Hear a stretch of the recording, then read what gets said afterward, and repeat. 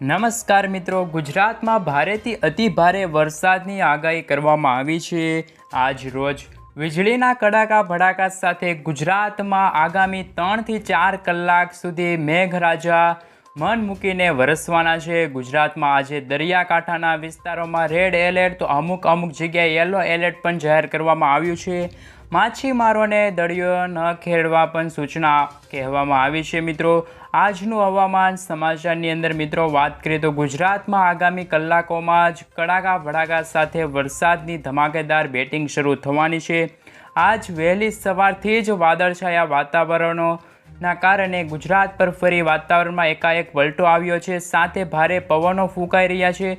અરબી સમુદ્રમાંથી પવનો ફૂંકાઈને ગુજરાત તરફ આગળ વધી રહ્યા છે। ગુજરાતમાં વહેલી સવારથી જ વરસાદ પડે તેવી સંભાવના પણ જોવા મળી રહી છે, જેમાં દરિયાકાંઠાના વિસ્તારો છે, સમગ્ર ગુજરાતમાં, મધ્યમ ગુજરાત છે, દક્ષિણ ગુજરાત છે, સમગ્ર ગુજરાતમાં આજ રોજના ગુજરાત પર ભારેથી અતિ ભારે દિવસો રહેવાના છે। ગુજરાતમાં આગામી થોડા દિવસો માટે ફરીથી વાતાવરણમાં એકાએક પલટો આવશે। ગુજરાતના વાતાવરણમાં પલટો આવવાનું મુખ્ય કારણ અરબી સમુદ્રમાંથી આવી રહેલા ભેજવાળા પવનો, વાદળછાયા વાતાવરણ વચ્ચે ગુજરાતમાં ફરીથી પવનોમાં એકાએક ફેરફાર થઈ રહ્યો છે।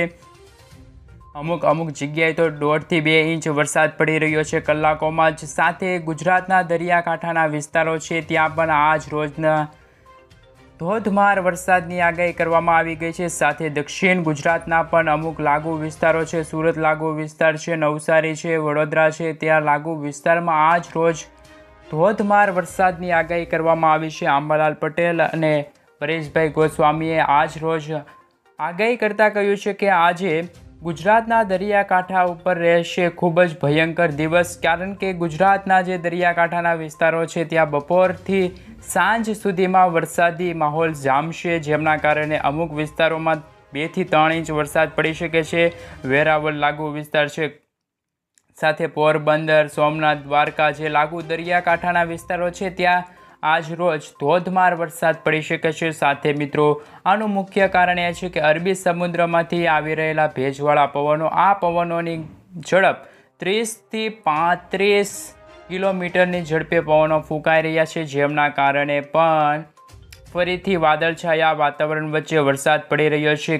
અમુક જગ્યાએ તો આજ રોજ રાત્રિ દરમિયાન પણ વાદળછાયા વાતાવરણ વચ્ચે જે ગુજરાતના જે દરિયાકાંઠાના વિસ્તારો છે, ગુજરાતના જે દક્ષિણ ભાગના વિસ્તારો છે, સુરત લાગુ વિસ્તાર છે, ભાવનગર લાગુ છે, ઉના, મહુવા, રાજુલા, તળાજા લાગુ વિસ્તારમાં આજ રોજ ધોધમાર વરસાદ પડી શકે છે। કડાકા ભડાકા સાથે વરસાદની આગાહી કરવામાં આવી છે।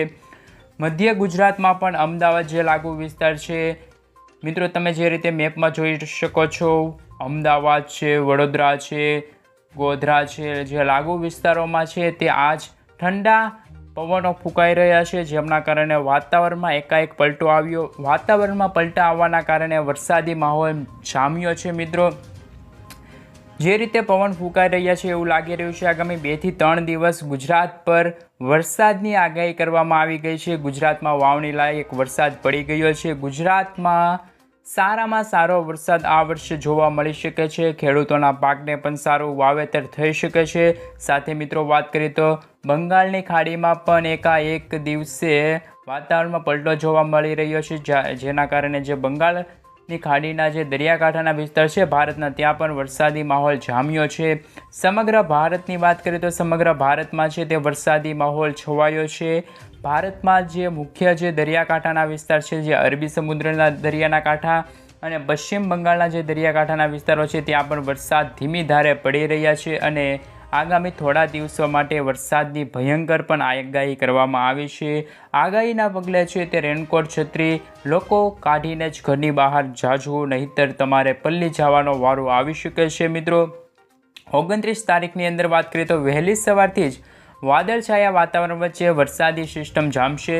સિસ્ટમ જામવાના કારણે ધોધમાર વરસાદ પડી શકે છે।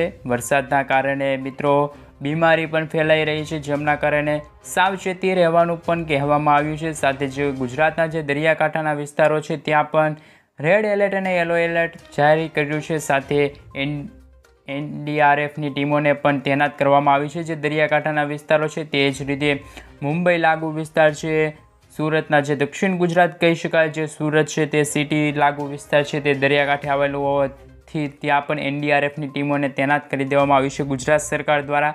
એટલે કે આગામી થોડા દિવસો માટે વરસાદી સિસ્ટમ જામશે, વરસાદ સારામાં સારો પડી શકે તેવી આગાહી કરવામાં આવી રહી છે.